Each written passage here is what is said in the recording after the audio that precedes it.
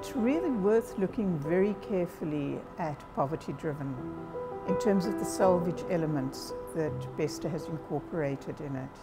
So diverse, and they bring such a complexity to the work, so that you have some sort of industrial steps on the one hand and broken down spades on the other, and then constructed guns that have been built from scratch by the artist.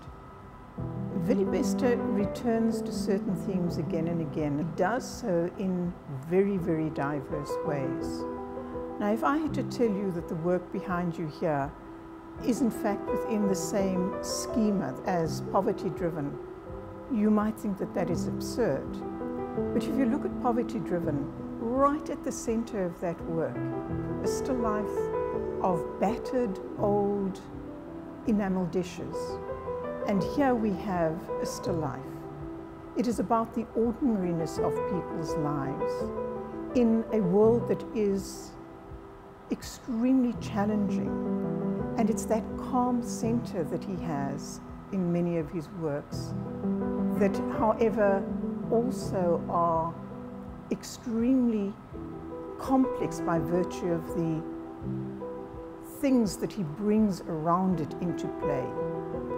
In Poverty Driven, I think interestingly too, is the way that Willie picks out certain elements. So you have this incredible calm center, the still life center on the one hand, the painting of the ordinary people above that, and there's a conceptual link between the still life element and the people above. By contrast, the guns on the side, on the one side, that are not painted and therefore that stand out in their starkness and in their sense of threat.